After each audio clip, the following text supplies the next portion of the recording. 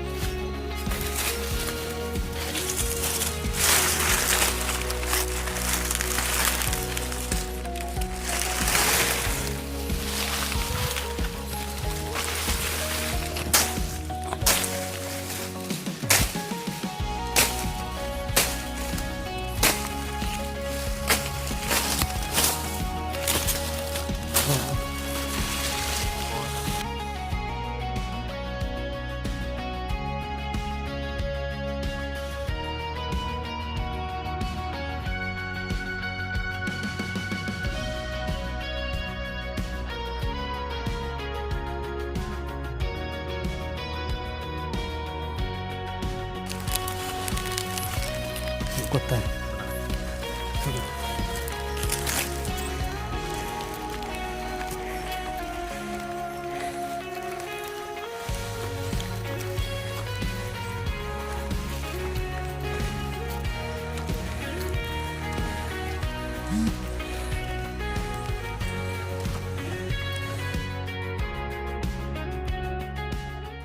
So ayan po mga kabayan, dahil gabi na nga po, syempre, handa sa ating munting higaan po mga kabayan. At ayan, grabe talaga, alisto talaga si Kuya Anton mga kabayan para maiwasan ang lamig. Kumuha ng makapal na comforter. O, diba? Yan ang comforter dito sa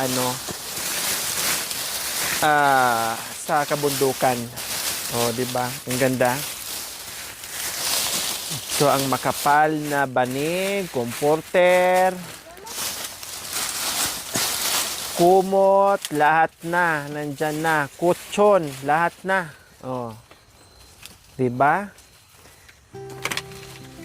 Diyan lang kinukuha sa tabi-tabi mga kabayan, libreng comforter diyan sa tabi-tabi. May ano pa. Nilagyan pa ng ulas. Oh, mamaya anong ikukumot niyo? Wala na pag nagano ng bata. Wala nang kumot. Dahil sinapin nyo na. Mamaya pag kumot na.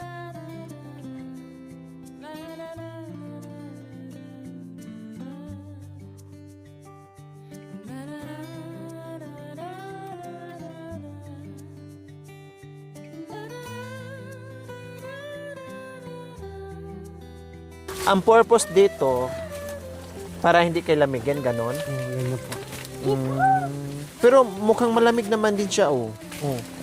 Diba yung mamaya? O, Ha? mamaya doon nga, yung apoy. Mainit na. Pag may apoy, mainit na to. Oo. Ah, ganon pala ang sikreto. So magpapaapoy ka dito mamaya. Magkuha na mamaya kayo doon. Oh, so kailangan talaga yung mga kabay. Hindi na tayo magtaka, no, na mag-aapoy sila kasi ganito sa bundok. Talaga. Kailangan nila ng apoy. O nakita natin kanina, dahil matutulog na ang mag-iina, kumuha ng bulong ng laya, ng saging.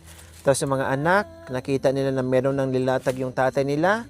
Dali-dali, kinuha nila yung kanilang kumot at sinapin na naman. Ang kalahati, sapin, ang kalahati, pangkumot nila. Isa lang ang kumot. Isa lang ang kumot? Oo. Eh, paano ang kumot nyo? Wala. Ito lang, pag ano. Hilaan kayo. Oo, ganyan. Hilaan na lang kayo, ganon. Ganyan po. Lahat kami niya. Magkukumot. Oh, Diyos ko. Grabe yung, ano, yung, tawag nito, hati-hati sila sa kumot mga kabin. Dalawa ang kumot nila. Ilan sila? Isa, dalawa, tatlo, apat, lima. Eh, bote yung baby. Yakapin lang ni, ano yan, yung bunso ni Janice. Okay na. Eh, sila, maghihilaan silang apat. Kung sino yung nagising, o kundi, kawawa, yung tulog, kawawa. O, wala ng kumot. Pag nagising siya, isa na naman yung manghihila. Palitan sila ng ano, hilaan sila ng kumot sa madaling salita mga kabayan. O, di ba? Dapat dito nilagyan to ng ano, ito o mamaya. Pangharang para hindi masyadong malamig. Dito. O, ganyan. Or ito na lang ikumot. Okay. Para malamigan ka na. Ay, malamig din to siya? Malamig din pala ito mga kabayan. Pangtabing lang talaga siya. Hindi siya pwedeng gawing kumot kasi malamig daw. Okay, sige. Meron kaming bit-bit para kahit papaano maibsan yung lamig nila dito galing kay Ma'am Linda Stain. Yes, ang sabi ni Ma'am Linda Stain po mga kabayan ay ibili ng mga damit yung mga bata. So, hindi lang damit ang binili ko mga kabayan, assorted na kung ano-ano na lang na magamit nila dito sa kabundukan. Okay, so una ito, banig. Kanina, nakita ko kay kanina mga anak. Pagkatapos nilagay ni Papa nyo yung laya, Saging. nilatag nyo kaagad yung kalahating kumot, tapos yung kalahati, pinangkumot nyo. Okay, sige, tayo muna kayo. Meron ka naman. Ilagay natin. O, di ba? O, nakita yung mga kabay, yung kalahati. Ang kalahati ay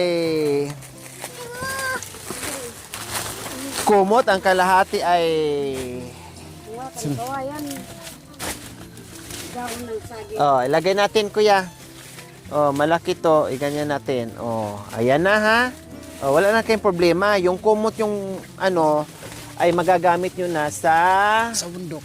kumot talaga, hindi nyo na pang banig. Ayan. Sige. Baliktad. Ay, baliktad. Sige, baliktad daw. Baliktad.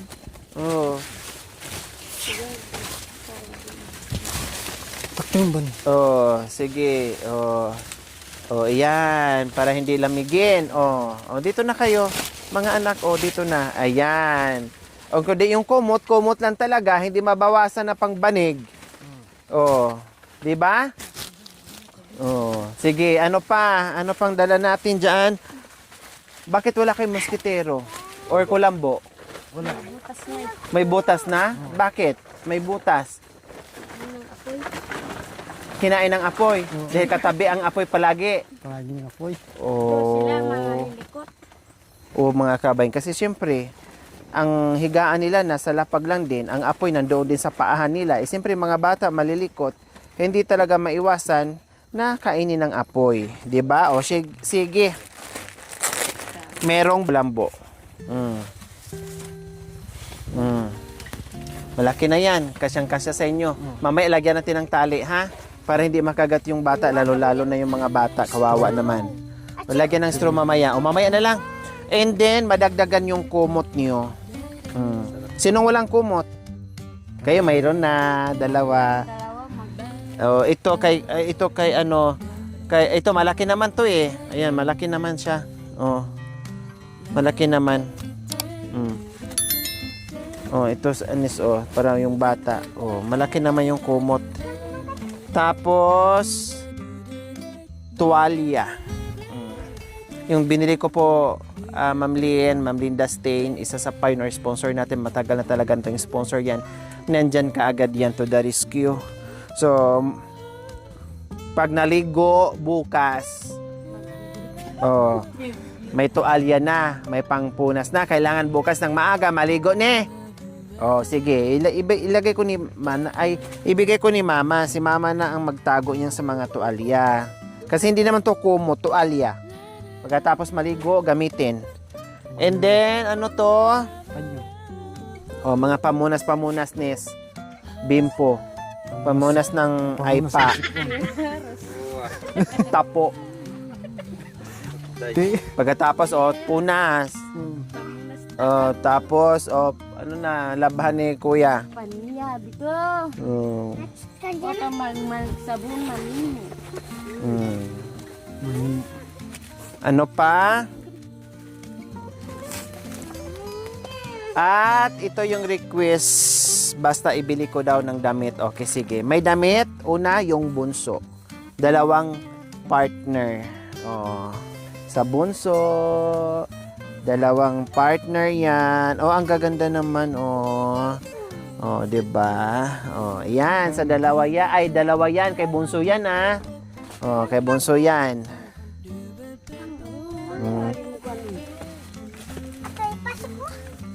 Sige, manabo. Then, ito naman kay... Ano pangalan to? Janina. Janina. Oh, Janina, mga babae ito mga kabayan. Ito ang lalaki. Ito mga babae. Oh, si Janina babae. Pero lalaki. Babae ito eh. Babae ka ba, di ba? Babae to. Oo. Tapos ang binigay mo, palalaki, akala niya lalaki mga kabayan. Di ba, Libi, ito muna, bilhan na lang kita ng pambabae. Gusto mo saya? O yung palda? Ganon? Gusto niya. O, bilhan na lang kita ng pambabae ulit, ha? O, sige, sa'yo yan, dalawa din. Ay, apo! Talagang pang lalaki. Babae ito. Para may suot na din. O, tapos panlalaki yung binili. Kasi akala po niya na babae. Ito po si Bunji. Oh, ayan. Ay, apo. And then sa panganay, oh, lalaki, babae din to. Akala mo lalaki. Oh, ito pang babae na. Oh, sa'yo to, Bi, oh. Oh, bukas, maaga, maligo tayo bukas, ha? Para very good. Oh, pang babae. Oh. Oh, ito, palitan na lang to. Pero isuot mo din yan, ha? Pang ano, pang lamig-lamig. Bibila na lang kita ulit pang babae. Kay, ano naman to, kay Janice naman. Oh, ang mga ano, sinabi ni Ma'am Lynn, ang mga bata. Siyempre sinama ko na yung mga nanay. No, sinama ko na yung nanay at saka tatay. Okay, Janice naman to. Oh. Ayan. Para makaputo. Oh, dalawang t-shirt. No, kasi siyempre hindi ko mabili ng marami dahil siyempre bumili pa ako na banig, kumot, pagkain and everything. Oh, ito sa para panglamig, kumbaga. Oh. 'Di ba? Then kay tatay, kay kuya. Ay, nako. Oh. Pambabae to, kuya, ah. Pambabae, okay lang. Oh. May butas to dito. Para sa ukoy. Yan. Oh, may butas. Oh, mukhang maliit to. So, okay lang yun. Kasya yan sa'yo? O parang gusto kasi ni kuya yung laklak. Lak. Yung ano ba? Yung makarang. Hindi mahaba yung so. Oh, makarang sa luwal, makarang ang ukoy. Oh, ayan. Oh, 'di ba? Oh. Oh, so ayan po, Ma'am Lynn, naibigay ko na po yung inyong request. Hindi lang mga damit ng mga bata, pati si nanay, si tatay, pati yung gamit na dito, lalo-lalo na yung kumot, kulambo, at itong dasay. Plus, bumili pa ako ng... Janice, alam mo na ha, pag nagloko si Mister mo, pamputo ng ukoy. Oh, meron yan. Putod ya. Meron nangyayaring ganyan. Oh, pinutulan ng ano. Ukoy. Oh. Pero pag ikaw naman nagloko, hiwain. Hiwain din. Oh, ngayon, pag hindi ka pa kontento, pukpukin mo yung ukoy. So, binigyan ko rin sila dito mga kabayan kasi naawa nga ako. Walang gamit, puro tali. So, bumili ako ng lagare. Basic na gamit sa pangpanday. Plus, assorted na mga pako. 1, 2, 3, 4, 5 ata mga kabayan. So, ayan na. Para meron siyang gamitin. Kasi nakita ko nga, nung gumawa siya dito mga kabayan, wala, puro straw yan. Diba? So, para tumibay yung nila, binilhan ko ng pako. Oh. Ha? No lagis. Itong lagayan. Oh, sige, ilagay mo na dyan. Oh, meron ka ng lagari at saka ha? Ako. Pako. Kaduso. At ano bang tawag dyan? Mantilyo. Martelyo.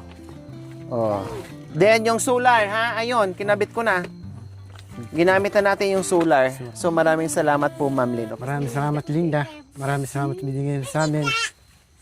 Maraming salamat po binigay ni Ate Melinda po. Yeah. Pagtulong na sa amin po. Maraming salamat po. Buksan mo ang bintana ng puso mo. Wow. Ay naman. Maganda na yung sumila. Maganda. Kaya po, agyan putis na nga. Agyan na ipag. Panta Kylie. Oo. Something. Buksan mo ang bintana ng puso mo. Halika rito. Halika rito. Taksin mo ako. Tamboy na taksi.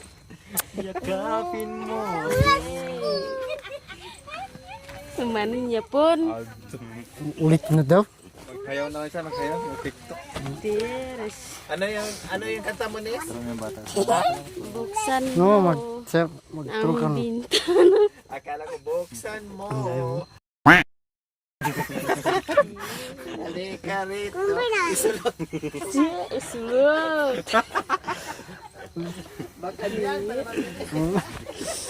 Maraming salamat po. Bintana ng puso mo.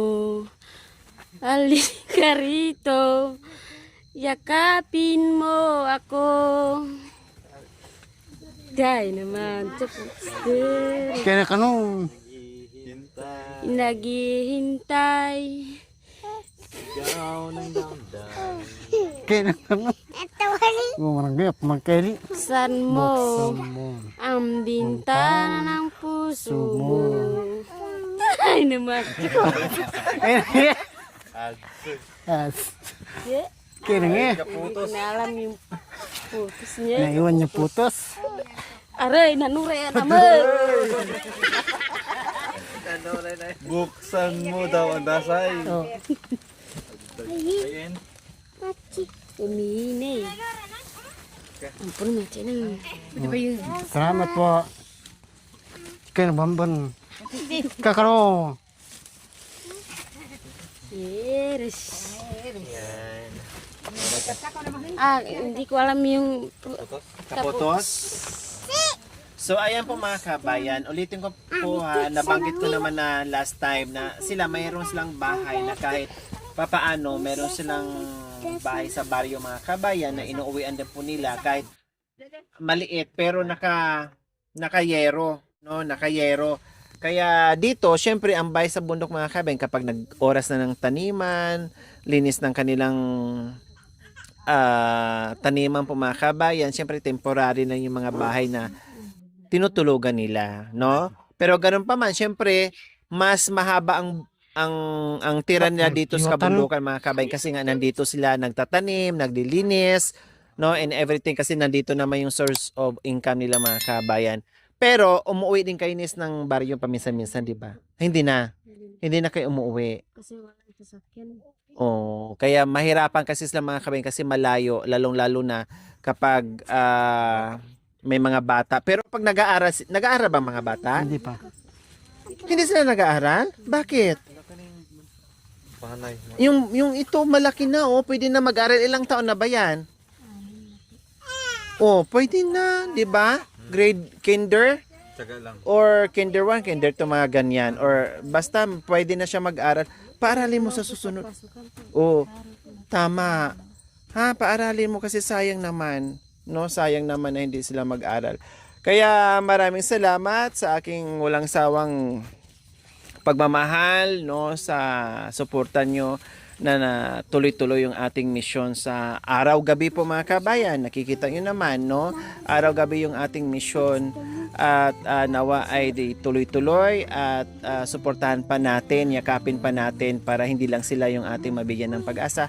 Marami pang iba dahil marami pa tayong gustong matulungan mga kabayan araw-araw ng ating paglalakbay. Kaya maraming salamat po muli kay Ma'am Lynn, kay Ma'am Linda Stain, ayan, isa sa ating partner sponsor po mga kabayan na mula noon hanggang ngayon patuloy sa kanyang pagmamahal. Maraming salamat dahil mamayang gabi maayos-ayos na ang kanilang tulog dahil kahit papaano meron ng panangga na sa lamig at sa Kulumbo. lamok. Mayroon ka ng Meron. anong mayroon kuya? Colombia? Hindi, Kulumbo. Colombo. Para hindi kagating kulambo ang ibig sabihin ni Kuya. Colombo. 'Di ba? No? Colombo. Oh, tawag niyo, Kulumbo. Ibig sabihin kulambo. Oh. Para hindi kagatin ng yamok. Nagaling sa katumukan diyan. Katumakan. O ano pang kanta, Kuya? Buksan mo. Sabi ko yan, buksan mo. Buksan mo. Ang zipper ng short ko. Halika rito. Mali. Mali ba? Sabi ni Janice, ayun lamok. Kaya si Anton. Buksan mo. Buksan mo. Ang zipper ko. Peter, Halika rito. halika rito. Tapusin mo na ako. Tapos na ako. Away. Pagod ka na ba? Pagod ka na ba? Bakit? Mali. Pagod ka na ba? Bagot ka naman. Ako hindi pa. Ako hindi. Nasaan ang pamunas? Diba? Yung pagod ni Kuya Anton napalitan ng saya kahit papaano. Joke-joke na yung Kuya, ha? Joke lang. Akay ka ma-joke. Pitigin na. Wag Hindi mo mapatigan. namang tutuhanin. Pwede mo naman tutuhanin pag wala na kami dito. Pag nakauwi na. Okay, so ayan po mga kabayan, magpahinga na sila. Okay, so see you next episode mga kabayan. Maraming salamat. We love you all. God bless us all. Bye. Thank you for watching. Don't forget to like, share, and subscribe.